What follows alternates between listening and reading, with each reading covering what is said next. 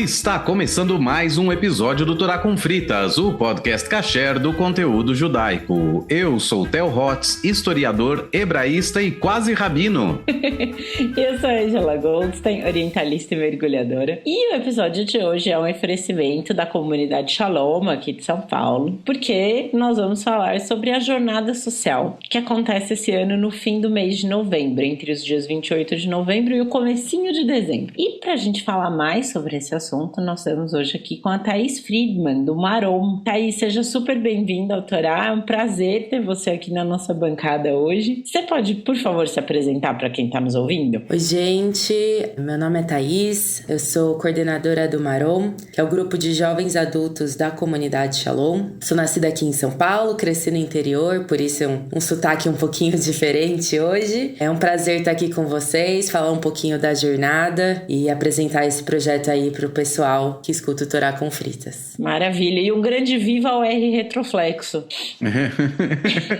Coisa de gente que faz letras. Bom, eu sou de Campinas, eu também falo porta. Então, acho que o ideal é a gente começar o episódio contando um pouco, né, do que é a jornada social, como e quando ela começa, e o que é também o Marom, que a Thaís contou que faz parte. Então, podemos começar contando o que é o Marom, Thaís? Bom, o Marom é um grupo de jovens adultos da Shalom. A gente iniciou nossos trabalhos como Marom no começo de 2022. É o antigo Reshet da Shalom, né? A gente tinha esse grupo de jovens na Shalom e ele foi se transformando até se tornar o Marom de hoje. Que é ligado ao Marom mundial, das sinagogas Masortim do mundo e todo. Exatamente. Marom é um movimento juvenil da linha Masortim. Então, a gente está conectado com o Marom Olami, trabalhando aí em conjunto de outras comunidades da América Latina, do mundo também, tentando fazer um grupo de jovens adultos conectado, né? Então, sempre pensando em novas ações, novos projetos. Um deles, obviamente, é a jornada social, mas a gente também tem outros projetos, como projetos de mentoria. A gente tem um podcast também, que conta histórias do judaísmo. É um grupo que vem se transformando aí desde 2022, então tentando entender o que o jovem adulto, e aí a gente coloca a idade de 18 a 35 anos, mais ou menos, né, essa faixa etária, tentando entender o que esse jovem gostaria de ter dentro de uma sinagoga, dentro de um grupo de jovens adultos judeus, enfim, e vamos trabalhando nisso tudo. Vamos ver se a Thaís revela o grande segredo que a gente vai estudar rabinato, e existe uma das coisas que é o grande mistério que ninguém consegue responder, é o que fazer para atrair os jovens entre 18 e 35 anos à sinagoga. Isso, tá bom, comida é fato, mas porque é logo depois da idade, ou um pouco antes, mas mais ou menos a idade que os madrechim vão parar de ser madrechim, né, 20 anos mais ou menos, e aí é faculdade, e aí é um monte de outras coisas, vida profissional e tudo mais, e de repente você tem esse afastamento que é natural. E aí vem o casamento, e aí a pessoa volta para fazer o Simchat Bat, ou o Brit Milá do filho, e depois só volta no Bar Mitzvah do filho de novo. Então a gente sempre tem esse gap, e eu achava que fosse uma coisa específica de uma Keilah ou outra, e não, na verdade isso é uma questão mundial, e independe também de correntes religiosas do judaísmo, e eu acho que independe inclusive não só da linha do judaísmo, mas da religião, né? Acho que o jovem é um mistério, é um mistério para todo mundo, assim, para todo mundo, né? Também na Igreja Católica, com certeza, tem o mesmo problema, no Islã tem o mesmo problema, a mesma questão. Eu não vou colocar como problema, é uma questão, né? É uma questão que envolve por causa do início da vida profissional e tudo mais. Mas o que eu acho bacana de uma iniciativa como o Marom é justamente que ele funciona, de certa forma, como uma continuação do movimento juvenil, no caso da Shalom Noam, que é o Noar Masorti, para quem não conhece, também é um movimento juvenil do movimento Masorti, do movimento conservativo, do judaísmo, também mundial. É uma espécie de continuação, embora não tenha o mesmo apelo, mas eu digo continuação no sentido de que o jovem toma conta do projeto. Quer dizer, o projeto é gerido também pelos jovens. Obviamente, tem acompanhamento, tem outras coisas e tudo mais, mas mas é o jovem falando com o jovem. Então, quem tá lá consegue... A gente tenta essa linha de continuidade, né? Mas esse gap realmente existe. A gente tá aí tentando entender, conversando com muita gente, não só da nossa comunidade, né? Conversando com o jovem, mas conversando com outras comunidades de outros países, tentando entender qual é a melhor forma, né? É isso, né? A gente fala atrair como se a gente fosse o cérebro do mal, assim, né? Queremos atrair os jovens.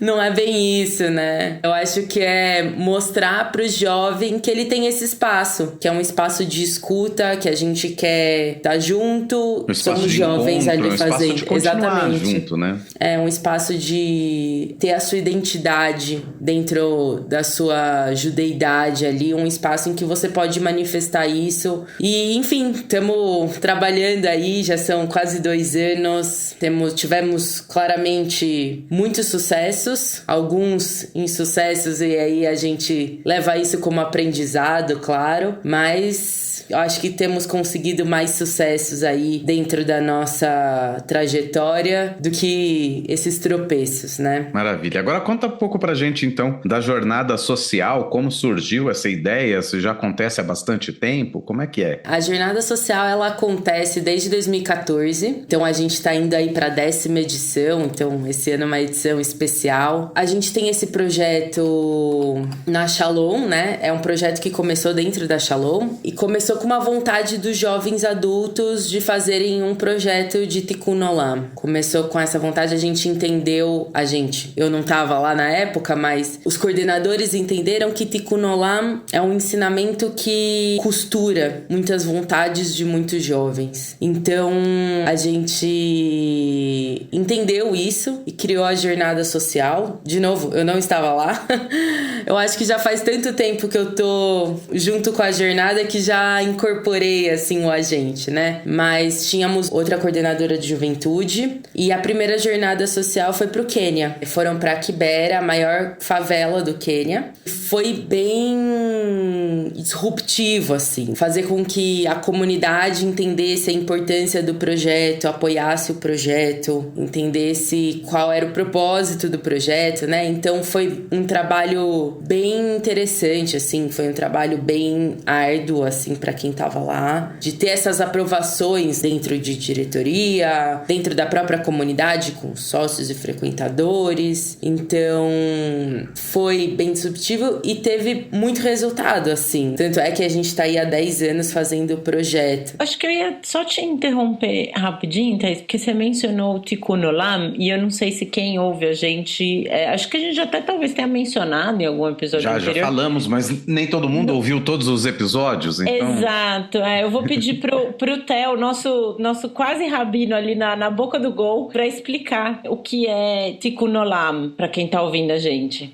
Tikkun Olam é uma expressão em hebraico que aparece já no Talmud. Literalmente significa a reparação do mundo, ou o conserto do mundo, né? Consertar o mundo, reparar o mundo. Esse conceito tem vários significados e várias camadas dentro da tradição judaica, mas uma das camadas que claramente o Tikkun Olam tem é a chamada, né, a cada indivíduo, no caso a cada indivíduo judeu, porque é um conceito judaico, mas obviamente que o conceito é aberto a todo mundo que queira reparar o mundo, tem a ver com a visão de mundo do judaísmo, de que nós somos parceiros de Deus na criação e que Deus cria o mundo de modo incompleto ou imperfeito e o ser humano tem que aprimorar esse mundo onde ele vive. Então, onde existe injustiça social, a gente trazer justiça social. Onde existe questões climáticas, que a gente possa dar a nossa contribuição e assim por diante. Os exemplos são os mais variados possíveis, tanto na antiguidade quanto agora, na atualidade, de situações que pedem da gente que a gente se envolva para consertar alguma coisa que está quebrada, ou que está incompleta, ou que está imperfeita no mundo. Isso é o Tikkun Olam, é o chamado de cada judeu a atuar na sociedade como um todo. Também na família, enfim, na própria comunidade, mas na sociedade como um todo, que é o Tikkun Olam da forma mais ampla que a gente conhece. Boa. Pensando então, eu gosto dessa ideia de que a gente é parceiro de Deus na criação e tem que ajudar a resolver as coisas, né? E aí, continuando, né? Então, Thaís, com a questão da jornada, que é essa ideia de Tikkun Olam, né? De onde tem justiça social, a gente poder ajudar, o que a gente pode fazer. Qual foi esse primeiro projeto desenvolvido tão longe de casa, né? No Quênia? Acho que quando a gente fala da jornada social, né? A gente fala dessa questão do Tikkun Olam, que orienta a jornada social. E aí algumas pessoas perguntam, né? Nossa, mas vocês foram pra tão longe, a gente mora em São Paulo, tem tantos projetos, tantas necessidades por aqui, por que não São Paulo, né? E aí vem um outro princípio da jornada, que é muito importante, eu acho que é o principal propósito da jornada, que a gente acredita que os indivíduos se desenvolvem a partir das relações, e que as vivências comunitárias são experiências muito potentes. Então, por isso a jornada funciona desse jeito, né? É um processo que se vive em grupo, um grupo que vai para uma outra comunidade, numa comunidade que recebe a gente vive junto, que a gente trabalha junto. Esse é o processo transformador que acontece dentro da jornada, né? Esse é o processo que a gente deseja para os jovens que participam como voluntários da jornada. A gente tem uma frase que a gente gosta muito, que é: na jornada a gente aprende nos enquantos. Enquanto a gente come junto, enquanto a gente trabalha junto, enquanto anda junto, enquanto bate um papo, enquanto ri, sabe? Não é só estamos indo fazer um projeto, a gente vai lá, faz o projeto, vai embora, não sabe quem recebeu. Não, a gente quer que o participante tenha essa vivência comunitária dentro dessa comunidade. Então, um exemplo que eu posso dar é: em 2021, a gente foi para Ubatuba, território indígena, que chama Iacaporã, Rio Bonito, e a gente foi recebido pela Ivanildes, que é a liderança do território. E, cara, foi uma experiência incrível, assim, ela sentar e contar a experiência dela como liderança, como mulher, a trajetória dela, o orgulho dela em mostrar todo o território pra gente, cada pedacinho, como eles vivem ali, o que eles fazem ali. Ensinou um pouco pra gente do tupi, então é muito, muito legal, assim, tipo, como as coisas funcionam, ver o envolvimento dos voluntários, né? Chega todo mundo, tá todo mundo um pouco receoso, não sabe o que vai encontrar ali, inclusive o pessoal da aldeia, né? Os moradores da aldeia Iacaporã também receosos, né? Não sabem quem tá chegando ali, e as crianças, né? Todas no primeiro dia vão se escondendo, não falam com ninguém. No último dia tava todo mundo jogando bola, caindo junto, rindo, chorando na hora de ir embora, sabe? São experiências que a gente vive, assim, na jornada, que são realmente muito transformadoras. E quando você fala, né, porque a pergunta que eu te fiz é: poxa, foram na primeira já para tão longe de casa, né? Tem um oceano e quase um continente inteiro africano de distância, né, entre o Brasil e o Quênia, que o Quênia tá ali na costa leste da África, bem longe da gente, né? E,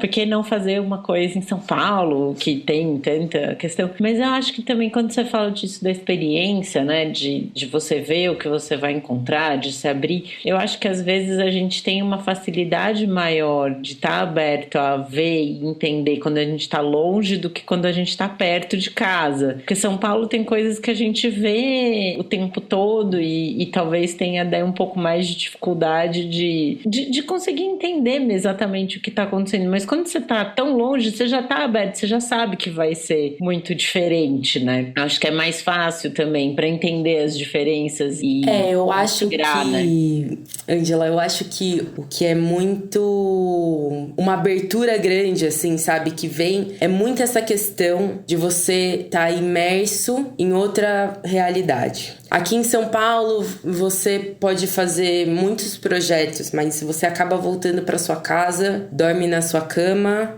você se desconecta daquilo. Na jornada, não. Na jornada, você tá ali e você tá pensando naquilo 24 horas por dia com pessoas que estão pensando nisso 24 horas por dia. A gente fala que a jornada, ela tem uma característica muito interessante, assim, né? Ela se agarra às nossas questões mais íntimas. De alguma forma, os nossos pontos de maior sensibilidade, eles são tocados, assim, quando a gente tá nessa viagem. Questões que estavam adormecidas, que a gente vai tentando lidar no dia a dia e a gente acaba dentro do dia a dia sendo engolido pela rotina, então você acaba esquecendo. Então a gente tem muito esse cuidado com o voluntário, né? A gente sabe que isso acontece, tem toda uma preparação antes da viagem, tem um pós-viagem de muito cuidado com o voluntário. Durante a viagem, todas as noites, né, a gente tem as peulot, com atividades que conectam o que a gente está vivendo ali com o judaísmo, mas também para acolher tudo o que acontece, porque às vezes, a gente estava ali, no ano passado a gente levou atendimento médico para comunidades ribeirinhas do Rio Arapiuns, no Pará. Então, às vezes, é muito diferente o que cada um viveu, né? Eu tava ali num atendimento, ou eu tava ali recepcionando alguém, troquei essa ideia e me tocou aqui. Então, a gente entende que a gente precisa ter muito esse trabalho de cuidado com o voluntário. Uhum.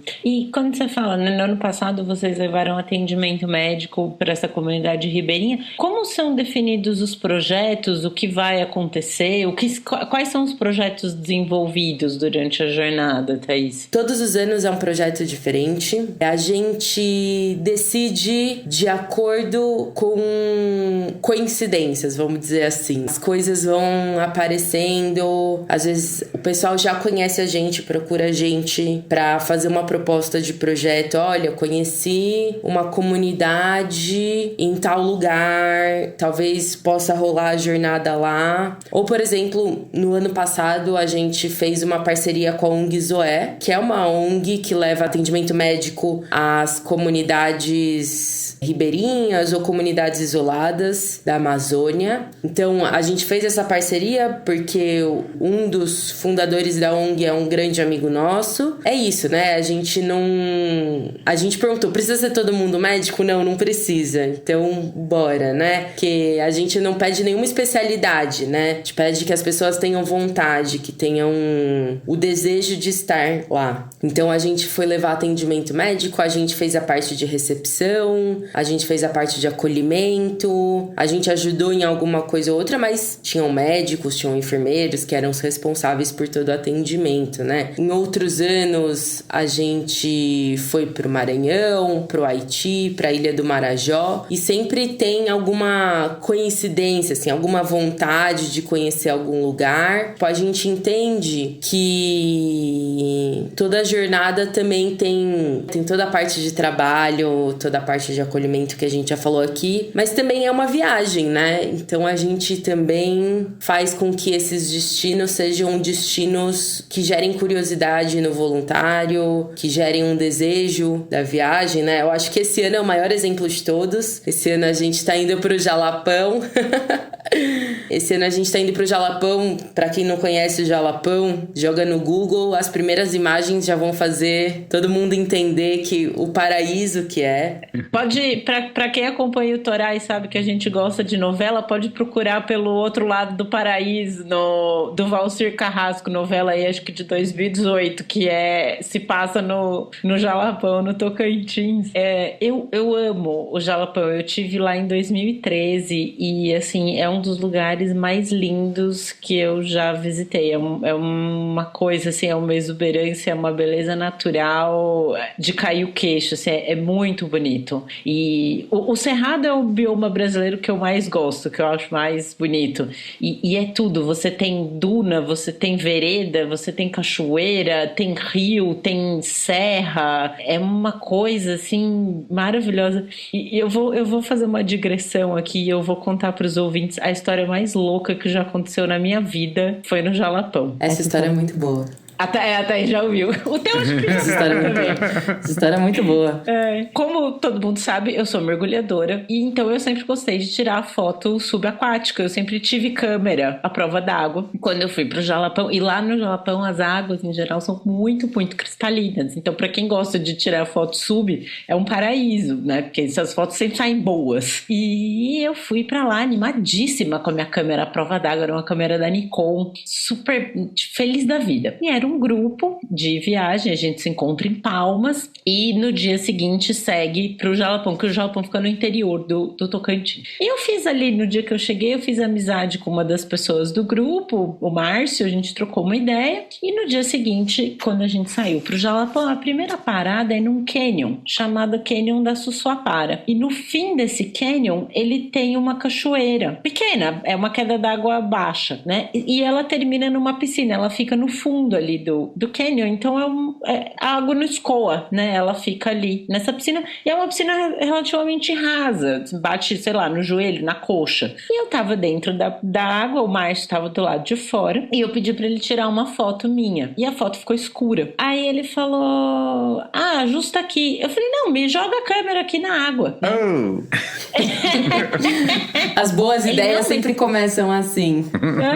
Ele, você tem certeza? Eu falei, não, relaxa, a câmera é a prova d'água, não dá nada. Realmente, em termos de acidente eletrônico, não deu nada. A câmera caiu na água e tudo bem, né? Só que ninguém achou a câmera. Porque justamente a água do Canyon da Sussuapara é turva. Porque a queda d'água é baixa, fica na piscina ali, então a água fica revolvendo sedimento ali, a água fica turva.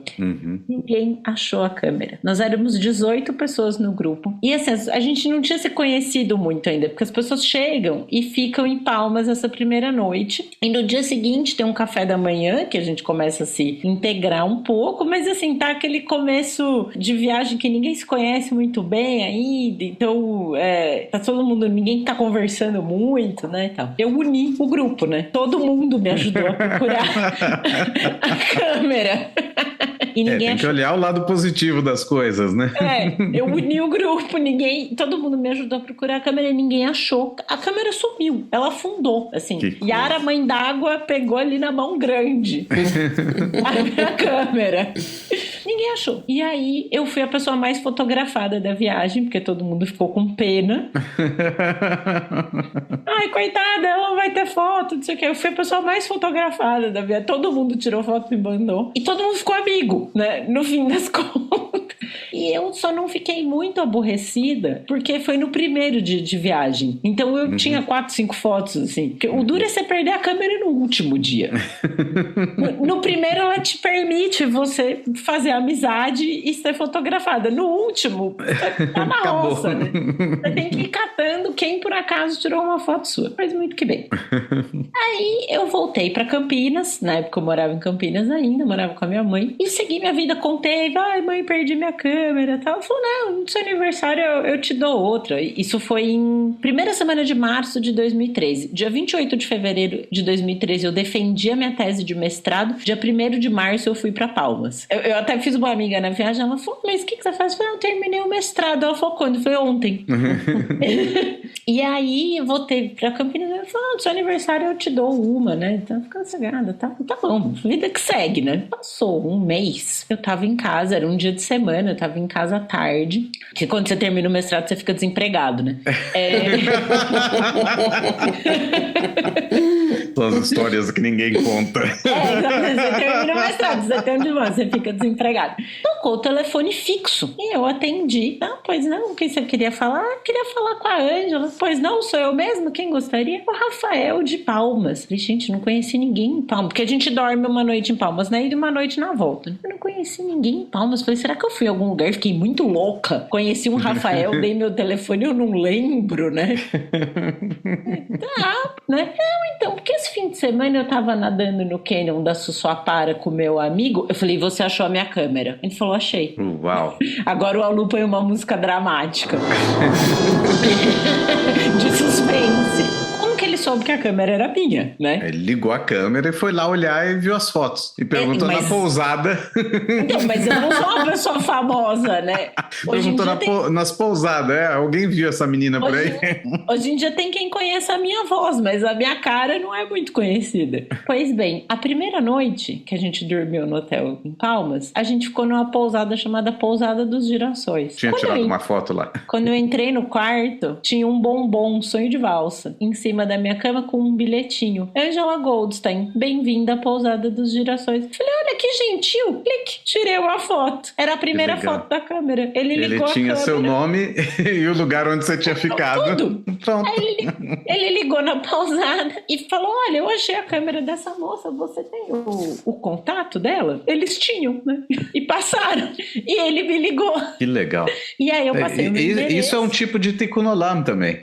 Total. Eu não sei se é um tipo de tikkun olam, mas é uma mitzvah, assim, sem dúvida. Existe uma mitzvah de Ashavat Avedah, que é devolver alguma coisa que você encontrou perdida, e que é uma coisa difícil de fazer. A gente pensa, parece muito óbvio, encontrei um negócio perdido, eu devolvo. Não é necessariamente óbvio como você devolve, e nem necessariamente óbvio que a gente pense em devolver, mesmo porque a gente vive numa sociedade que tem um ditado popular, achado não é roubado, né? E aí, de repente, isso forma um pouco de você, e de repente vem o judaísmo e fala, não, achado é de outra pessoa. Tem que ser devolvido, né? O achado tem que ser devolvido. Não, e nesse meio tempo que eu fiquei sem a câmera, tinha aparecido uma notícia de uma turista que foi ao Havaí com uma câmera à prova d'água também e perdeu a câmera no mar, e anos depois ela achou. A câmera chegou na beira da praia, assim, tipo, o mar trouxe. Uau. Iemanjá devolveu. Utilizou e devolveu. Devolveu. Ela pegou emprestada só. E devolveu. E eu falei, gente, será que um dia minha câmera vai reaparecer? Pois um mês depois, Rafael de Palmas me ligou. Uau. Palmas pra você, Rafael. Não é trocadilho. Você não conhece o meme que tem o canguru que fala, gata, você não merece palmas, você merece o Tocantins. O Tocantins inteiro. E aí ele devolveu. E eu ainda falei, me manda um Sedex a cobrar, né? Aí ele me escreveu, eu falei, olha, eu já mandei e tal. Mas, era muita burocracia pôr o Sedex a cobrar. Foi tanto, minha conta é essa aqui, depois você deposita. Que maravilha. E a câmera voltou. Nikon, viu, gente? Se alguém quiser comprar... indicações. A câmera prova d'água. Eu usei ela ainda por muito tempo, essa câmera da Nikon. Mas é isso, essa história é incrível, né? Foi a minha história com o Jalapão. Eu acho que tem a ver, voltando agora para a jornada, eu acho que tem a ver com essa coisa de formar laços, né?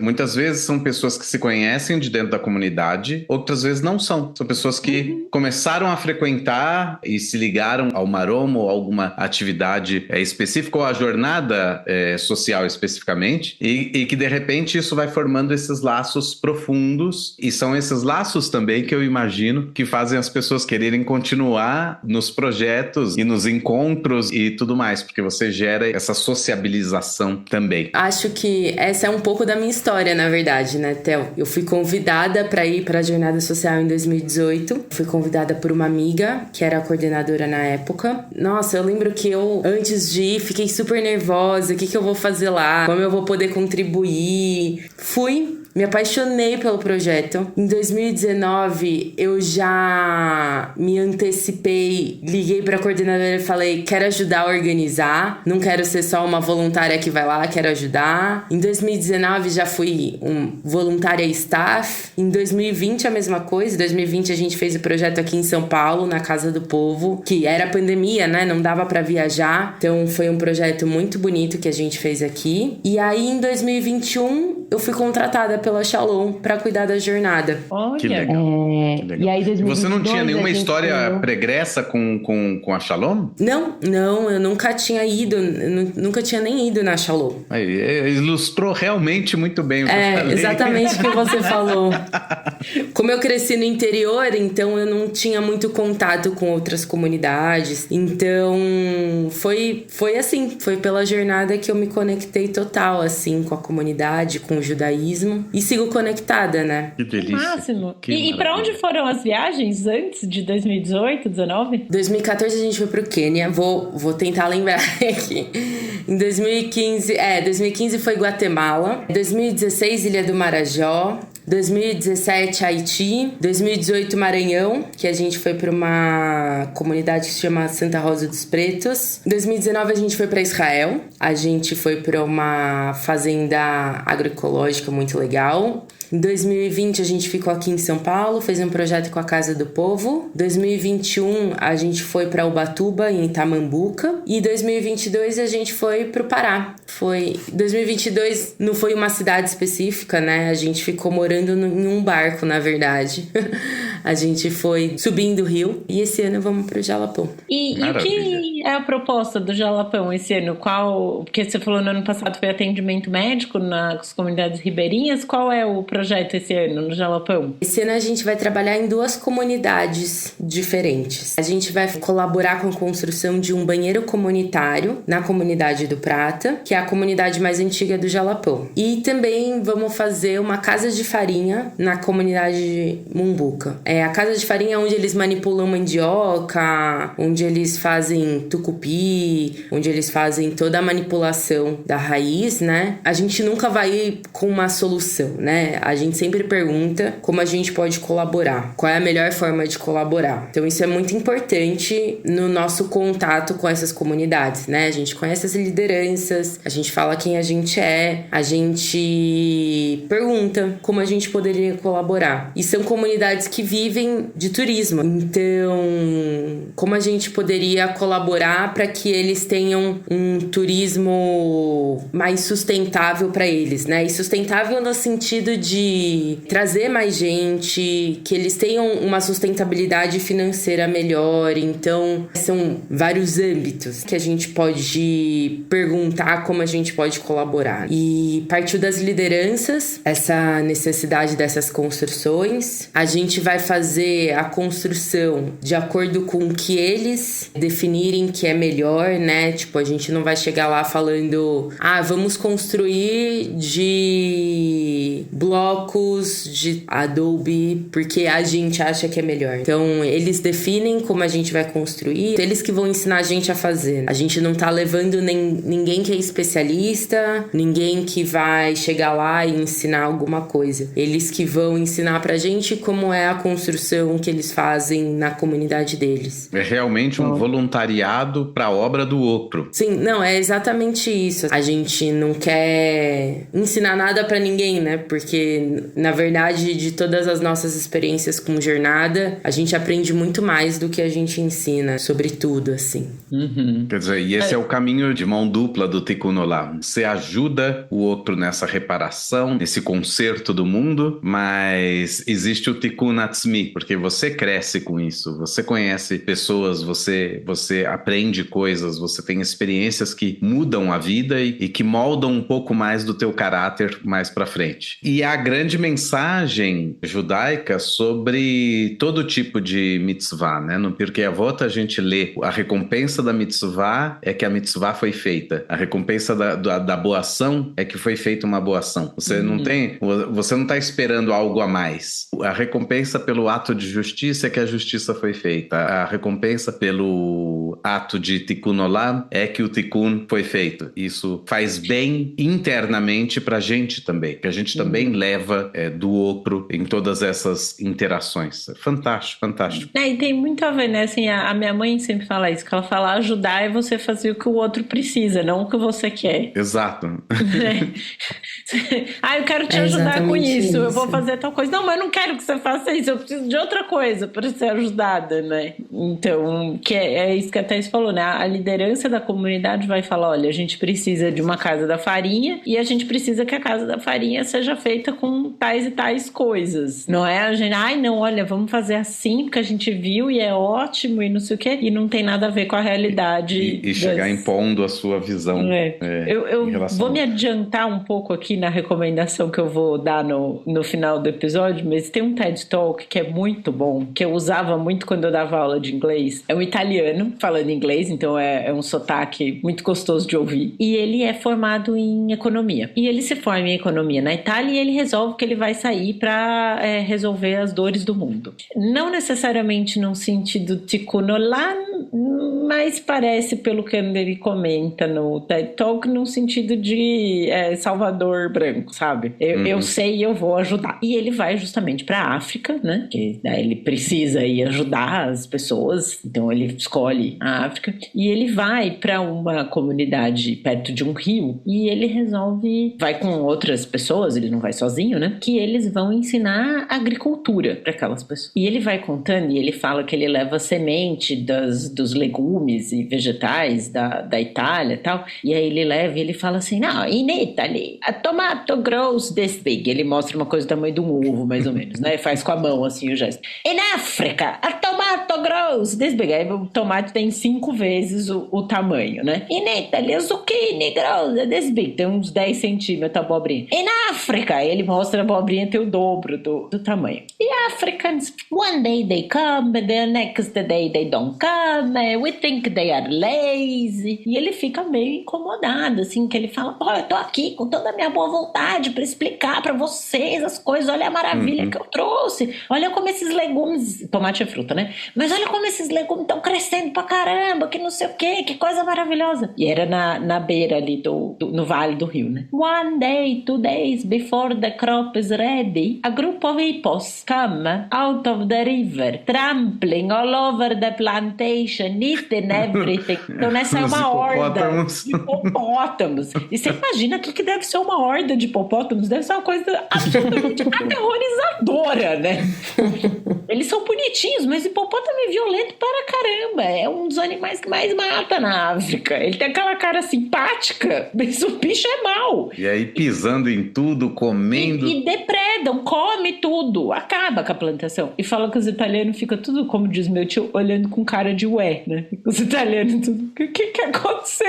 Os hipopótamos. E fala que eles gritam, da hippos. O povo local só cruza os braços e fala, tá vendo por que a gente não planta nada? É por isso que a gente não planta nada. Entenderam por que a gente não tem agricultura aqui? Quem é que vai controlar uma horda de hipopótamo, né? Exato. Tem lugares que sim e tem lugares que não. Pois é. Aí ele fala, então, a partir disso eu entendi que o meu lugar eu discuta, se eu quiser ajudar as pessoas. Então elas vão vir me dizer, né? Ele falou, depois disso eu já fui para vários outros lugares do mundo. Ele falou, acho que ele foi ao Japão, à Índia. Depois eu vou pôr o link do TED Talk na descrição do episódio. Ele fala, depois eu fui a vários lugares e é isso. A gente tem que ouvir o que a pessoa do lugar precisa e pensar dentro das minhas possibilidades o que eu sei fazer que pode ser útil para essa pessoa, né? Para esse grupo de pessoas. Eu acho que é exatamente isso, assim. E nem sempre a gente vai fazer o que a gente sabe fazer, tá? No Maranhão, a grande questão deles lá, eles tinham construído uma casa de orações e a grande questão é que eles não tinham dinheiro pra terminar. E aí a gente falou, não, a gente arrecada essa grana, vamos lá. E aí a gente fez uma vaquinha, a gente arrecadou o dinheiro pros pisos e aí a gente chegou lá, comprou os pisos, levou e aí eles ensinaram a gente a sentar piso, sabe? A gente ajudou a sentar, eu quebrei umas partes de cerâmica, foi horrível, mas eu tentei ajudar. Eu juro que foi com a melhor das intenções, mas é isso, tipo, eles ensinaram a gente a fazer, sabe? Às vezes eles precisam de uma ajuda ali, sabe? Tipo, no finalzinho de uma obra, precisam de um empurrãozinho pra acabar. E a gente faz o máximo que a gente pode com empatia, com escuta ativa e tenta levar isso da melhor maneira possível. Maravilha. Isso me leva a uma outra pergunta que eu ia te fazer, Thaís. Você já falou da vaquinha, que é como é custeada a jornada? A gente tem um parceiro que é a Arimax, que apoia a jornada desde o primeiro ano, que sempre acreditou no projeto, acredita até hoje. E para além disso, cada participante tem um custo. A gente já deixa esse custo com um valor mais baixo do que ele realmente é. A gente já dá uma ajuda ali. E além disso, pro projeto em si, pra ação que a gente vai fazer na comunidade, a gente tem uma vaquinha. E aí toda a comunidade pode ajudar, porque é uma viagem para jovens adultos, mas aí toda a comunidade pode ajudar, todo mundo pode doar e entender um pouquinho melhor, se sentir parte também desse projeto que é tão bonito, né? Legal. Você já tem a vaquinha desse ano? Pode deixar o link aí para quem quiser. Já vou deixar o link com vocês. Quando a gente terminar aqui, eu deixo o link com vocês. A gente já tem vaquinha para quem quiser doar. Esse ano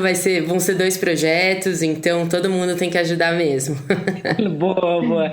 E você falou, né? São jovens adultos, a comunidade toda pode ajudar, né? E quem pode participar? O projeto é para jovens da comunidade judaica, né? De 18 a 35 anos. A gente dá uma limitada na idade, assim, né? Eu acho que faz parte de todos os projetos isso. O mais importante, né? Eu acho que às vezes algumas pessoas me ligam e perguntam: mas eu não sei fazer isso, eu não sei fazer aquilo. É ter vontade. Eu acho que o mais importante é ter vontade, assim. É você sentir que você tá no seu momento de participar de um projeto que é tão bonito assim, sabe? Porque, sim, temos que estar preparados. A gente vai pra lugares que são muito quentes ou muito frios. A gente foi pra Israel, era muito frio. Esse ano a gente ainda tá com um conforto maior, a gente vai ficar nas pousadas das comunidades. Mas, por exemplo, ano passado a gente dormia em rede nos barcos. Quando a gente foi pra Israel, a gente dormia em colchonete fininho no chão, sabe? Não é uma viagem de conforto, de luxo, não é uma viagem a passeio, sabe? Então você tem que estar preparado pra passar por isso e também pra encontrar com essas questões que vêm de encontro com as suas próprias questões. Viver em um grupo que muitas vezes você não conhece, numa comunidade distante. Por exemplo, no ano passado, a gente ficou direto, assim, uns 4, 5 dias sem sinal de celular. Eu não tinha chance de ligar pra alguém que você conhecesse, sabe? A gente tava ali no meio do rio, não tinha sinal. E é isso aí. É isso, né? Todas as jornadas têm seus desafios. A gente, obviamente, fala sobre isso com cada participante, com cada pessoa que vai. A gente prepara todo mundo pra isso.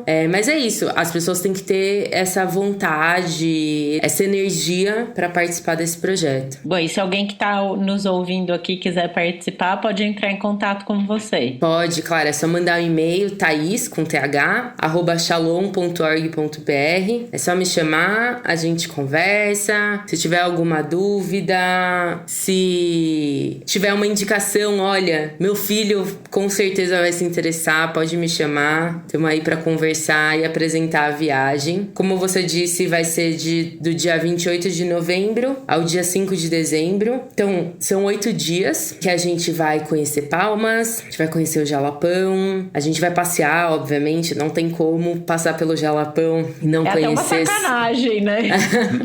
Levar a pessoa, não vai ver nada. Não, vamos conhecer, vamos passear, vamos aproveitar as belezas do Jalapão e vamos trabalhar bastante. Vamos ter bastante trabalho comunitário. Gente, quem for levar uma câmera à prova d'água, tem umas cordinhas que você pode amarrar na câmera e pôr no pulso. É a dica boa que eu dou pra quem for. Perfeito, perfeito. Bom, só para finalizar, lembrando aqui a faixa etária dos 18 aos 35 anos, é isso? Isso mesmo. Jovens adultos da comunidade judaica que estejam nos ouvindo e que tenham interesse em integrar o projeto da jornada social do Marom junto à comunidade Shalom esse ano, entre em contato então com a Thaís, com H, thais@shalom.org.br. E só uma dúvida, Thaís. Você falou pessoas da comunidade judaica. Por exemplo, se alguém de Natal que estiver ouvindo a gente, pode entrar em contato com vocês e encontrar direto a Palmas? Total. A gente tem ampliado o nosso projeto, né? Acho que desde o começo tinha gente do Rio, gente de São Paulo, gente do interior de São Paulo. No ano passado a gente teve gente do Uruguai, do Chile, da França. A gente tem essa parceria com o Marom Olami e eles perguntam, poxa, mas e o português? Eu falo, é incrível. Na hora todo mundo aprende português. Esse é o menor dos problemas, assim. Então, a gente tem gente do mundo todo participando do projeto. Seria um prazer receber outras comunidades com a gente. Maravilha. Falantes do R Retroflexo, voluntaria. Também. Maravilha. Bom, de indicação, eu vou deixar esse TED Talk do Ernesto Ceroli falando daí. É imperdível, gente. Tem acho que uns 15 minutos o TED Talk. Tem legenda em português. Ele fala em inglês, mas tem legenda em português. Vale muito a pena assistir. O cara é divertidíssimo, assim. E o jeito como ele explica é muito bacana. A mudança de visão dele é muito legal. Thaís, Theo, vocês têm indicações? Não. Não pensei em nada. Se eu pensar em alguma coisa, eu... Tá bom, pode te aviso pra pôr na descrição. Também a gente indica que vocês participem da jornada social, né? Ah, sim, com certeza, né? Indicações, participem. Entrem em contato. Então, Thaís com H.